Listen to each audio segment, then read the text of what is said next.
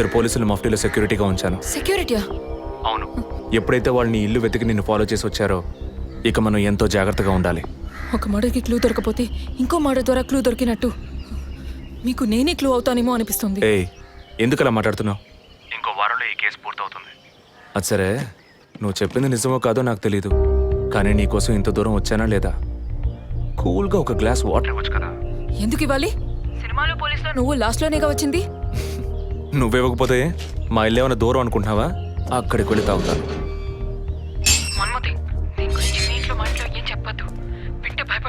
హే, ముఖ్యంగా ఇది నాకు అఫీషియల్. ఒక పోలీస్ ఆఫీసర్గా ఎవరికి ఏది చెప్పాలో ఏది చెప్పకూడదో నాకు తెలుసు. Okay, you take care. I'll call back. Okay, bye.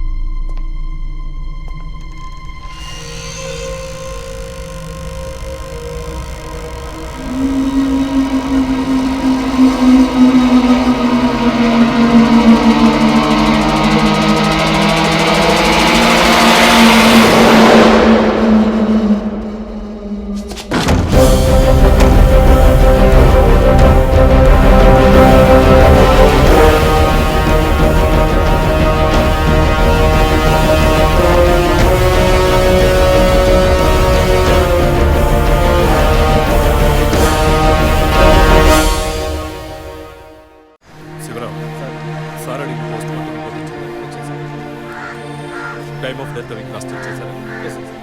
అయ్యయ్యో అభి, నా బిడ్డ సుఖపడుతుందని మీ ఇంటి కోడలు చేసాం, ఇలా అర్థాంతరంగా వెళ్ళిపోయింది. అయ్యో. అప్పుడప్పుడు నాతో అనేది ఒక మంచి ఇల్లాలిగా ఉండడం కన్నా ఒక బిడ్డకు తల్లిగా ఉండడమే ముఖ్యమా? అందరూ అదే అంటున్నారు. అంటే నేను పిల్లల్ని కనే మెషిన్నేనా? నాకంటూ ఏ విలువ లేదా అని ఏదేదో అనేదిరా. కానీ ఈ సమయంలో ఇటువంటి ఘోరమైన పని చేస్తుంది అనుకోలేదురా.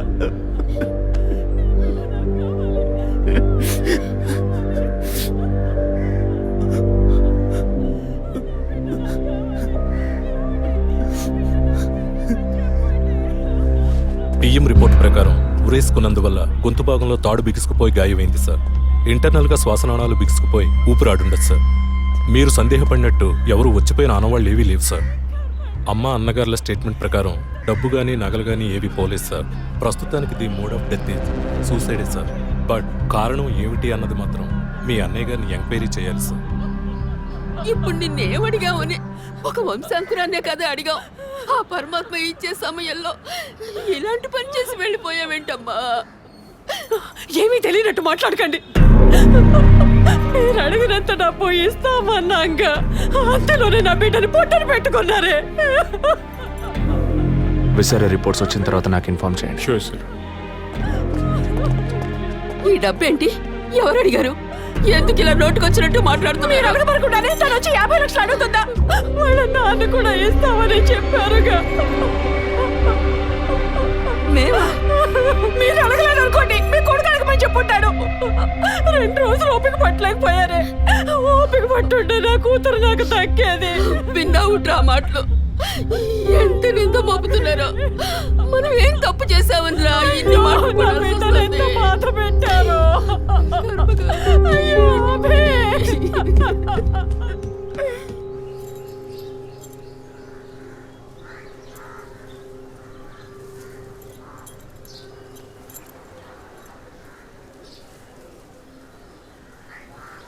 విజయ్, నీ దృష్టిలో మీ అన్న వదిన గొప్ప అయితే కావచ్చు, కానీ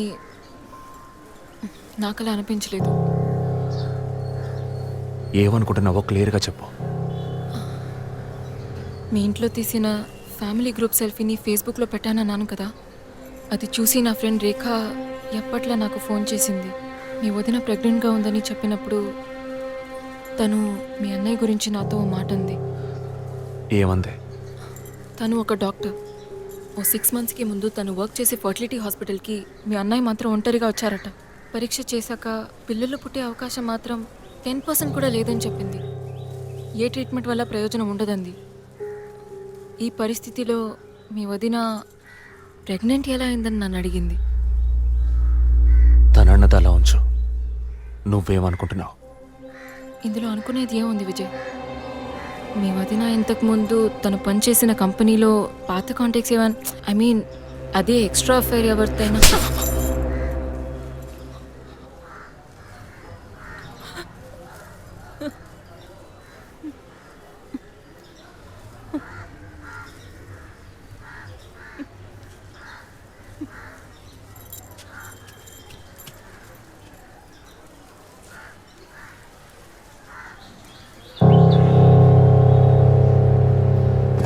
నమస్కారం సార్. నమస్కారం sir. Good morning sir. Sir అడిగిన ఫైల్స్ అన్ని రెడీగా ఉన్నాయా?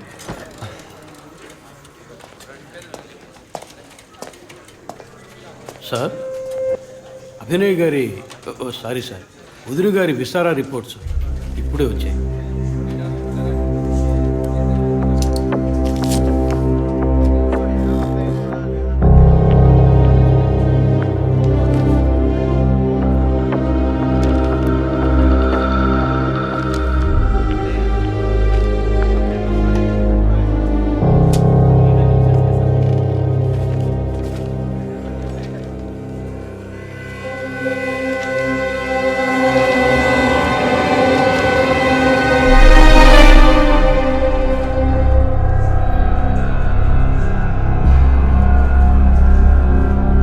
తిరుపతి, సార్, జెసికా ఆటాప్సీ రిపోర్ట్స్ తీసుకురండి.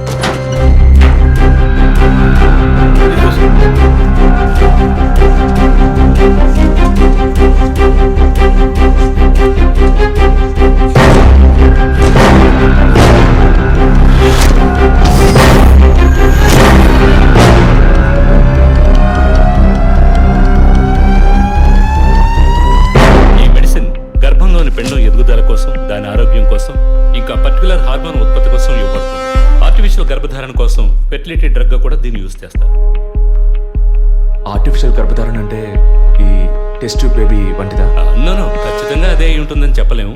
లైక్ ఐవీఎఫ్, ఐసీఐ అని ఎన్నో ఫ్రోజన్ మెథడ్స్ ఉన్నాయి. ఈ రెండు కేసులు ఊహించిన డెత్ అవ్వడం వల్ల ఇక్కడ ఇంకో విషయం కూడా చెప్పాలి. ఏంటి డాక్టర్? మన మంత్రి విద్యాధరరావు గారి కోడలో పద్మావతి సూసైడ్ చేసుకున్న కేసు మీకు గుర్తుంది కదా? అన్నానగర్ వెస్ట్. ఎగ్జాక్ట్లీ. ఆ అమ్మాయి ఒంట్లో కూడా ఇదే మెడిసిన్ ఉన్నట్టు కనుక్కోవడం జరిగింది. పొలిటికల్ స్టేటస్ వల్ల పేపర్లో కూడా పెద్దగా రాలేదు. You would have notice. Yes doctor, but ముగ్గురు చనిపోయారు. దీనిలో ఎక్కడ ప్రాబ్లం ఉందనుకుంటున్నారు? ఎక్కడో తప్పు జరిగింది అనేది కన్ఫర్మ్ అయింది. ఆ మరణించిన వాళ్ళ భర్తలను గనక అడిగితే ఏదైనా క్లూ దొరకచ్చు.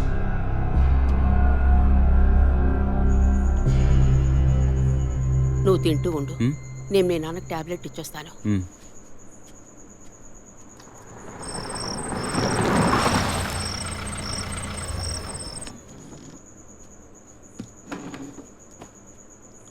రారా, నువ్వు లేటా?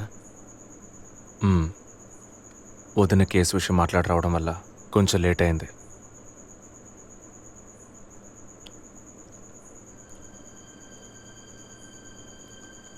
ఇంత పని చేస్తావు అనుకోలేదు. ఏంటి?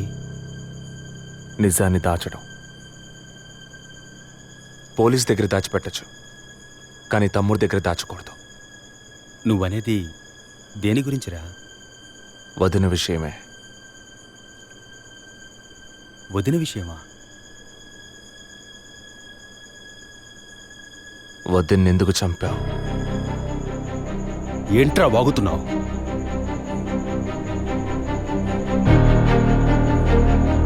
నిజంగా వదిన కడుపులో ఉన్నది నీ బిడ్డేనా? ఏం కూర్చావురా? మీ వదిన గురించి ఎంత మాట అన్నావురా? చైతీరా, నిజం చెప్పరా. పోలీసు అని ఏమైనా మాట్లాడతావా? నిజాన్ని నువ్వెందుకు దాచావు? దాచడం తప్పని నీకు తెలీదా? నేనేం దాచానురా? చెప్పరా, నేనేం దాచాను? నువ్వేదో దాచిపెట్టావు, చెప్పరా. రేయ్, విజయ్, విజయ్, వదలరా, రేయ్, వదలు. అయ్యో, వదలరా. రేయ్, ఎందుకు ఇలా కొట్టుకుంటున్నారు? వదలరా, వదలరా. ఏమైందిరా మీకు? ఏం పనిరా ఇది? అమ్మా, వదిన విషయంలో వీడేదో దాస్తున్నాడు, చెప్పమను. రేయ్, పిచ్చి పట్టిందా నీకు? నేనేం దాచిపెట్టలేదురా. రేయ్, తను చనిపోయిందని బాధపడాల్సింది పోయి మీరు లేదు, కొట్టుకుంటారేంట్రా? వదిన తనంతట తను చావలేదు. మీరందరూ కలిసే తను చంపారు. ఏమిటా నువ్వు అనేది? అవును, మరి నువ్వు వీడికి పెళ్ళైన రోజు నుంచి ఎన్నిసార్లు పిల్లడని వదిన మనసుని బాధ పెట్టావు? ఎన్నిసార్లు నా ఎదురే వదిని గుచ్చి అడిగావు? ఎవరింటికి వచ్చినా వాళ్ళ ముందే ఏదైనా విశేషమా అని అడగడం. ఎవరింటికైనా పోతే ఏం విశేషం లేదు అంటాం. ఎవరో ఒక డాక్టర్, ఏదో ఒక హాస్పిటల్, నీకు కావాల్సిందల్లా ఎలాగైనా వదినకు ఒక బిడ్డ పుట్టాలి, అంతేగా? అదేగా నీకు కావాల్సిందే. ఎన్నిసార్లు వదిన అడుగుంటావు? ఒక్కసారైనా నీ కొడుకుని అడిగావా?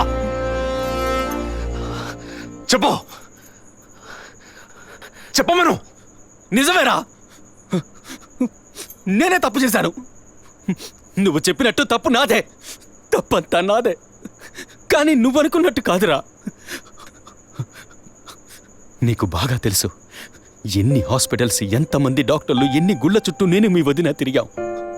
చివరికి ఒక నమ్మకమైన హాస్పిటల్లో అపాయింట్మెంట్ దొరికింది.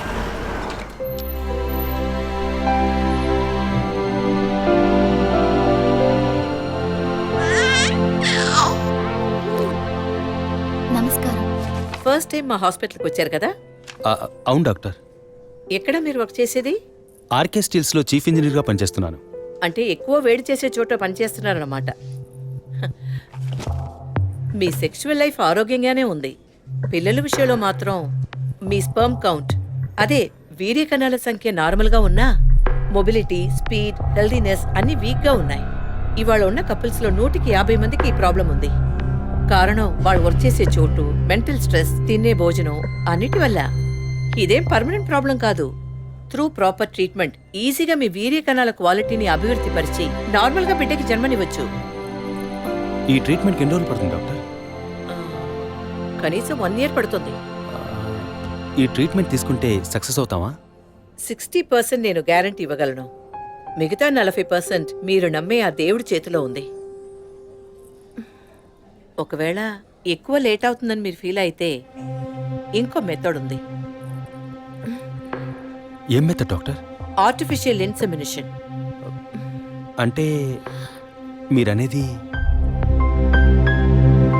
దట్ మీన్స్ సెక్షువల్ లైఫ్ ద్వారా సాధ్యంగాని విషయాన్ని కృత్రిమ విధానంలో ఇంజెక్షన్ ద్వారా మీ వీర్యకణాలను మీ వైఫ్ అండంలోకి పంపిస్తే చాలు 100% గర్భవతి అయ్యే అవకాశం ఉంది.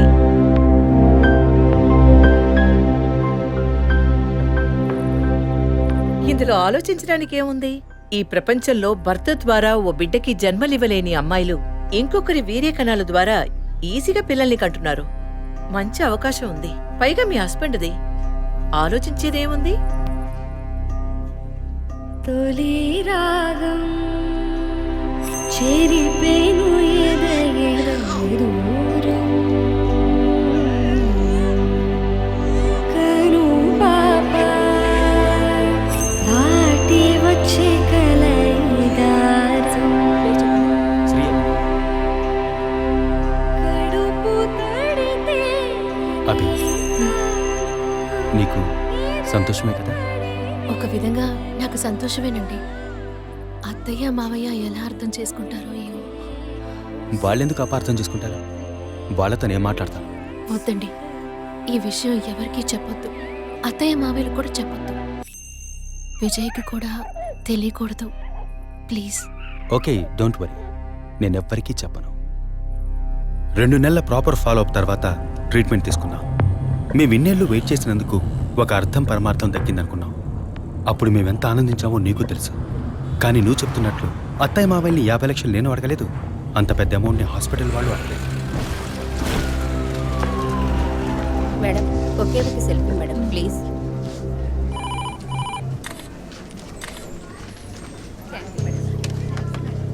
సార్, మీరు లోపలికి వెళ్ళొచ్చు. Thank you.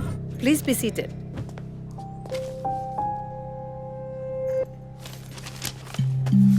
చనిపోయిన అభినయ్కి బ్రదర్లా అన్నారు. Really it's pity about that girl. Suicide చేసుకోవాల్సిన అవసరం ఏమొచ్చింది తనకి? ఇంకో 5 months లో పండంటి బిడ్డ చేతిలో ఉండేది. ఆర్టిఫిషియల్ ఇన్సెమినేషన్ మూలంగా పిల్లల్ని కనడం నిజంగా సేఫ్ అంటారా డాక్టర్? అంత మాట అన్నారేంటి? ఇక్కడ రిస్క్ అనే మాటకి చోట్లేదు. మీ వదిన చనిపోయిందని మీరు ఇలా మాట్లాడడం చైల్డిష్ గా ఉంది. మా వదిన మాత్రమే కాదు, ఆర్టిఫిషియల్ ఇన్సెమినేషన్ చేసుకున్న ఇంకో 3 చనిపోయారు. ఇది చైల్డిష్ గా ఉంది కదా? ఎక్స్క్యూజ్ మీ, మీ వదిన గురించి అడిగారు, చెప్పాను. ఎందుకు అనవసరంగా వేరే వాళ్ళ గురించి అడుగుతారు? పోలీస్ అంటే అడిగి తీరాలి.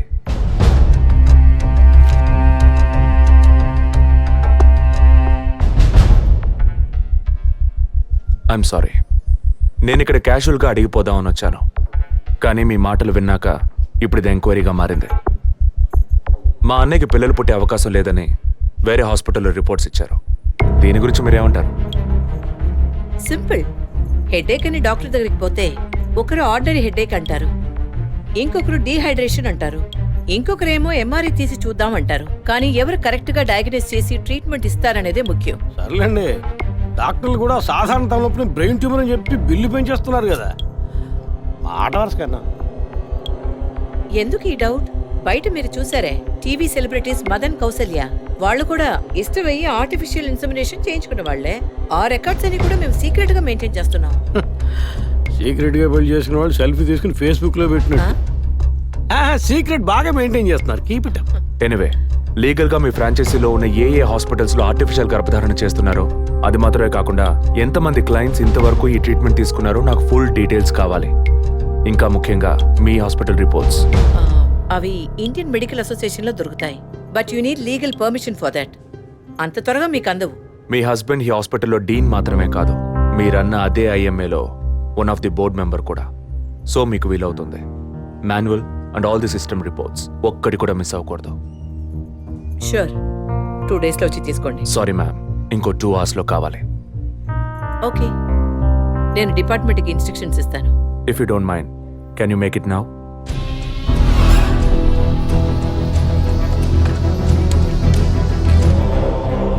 మన హాస్పిటల్లో ఏ ట్రీట్మెంట్ చేయించుకున్నా all patients full details send me immediately.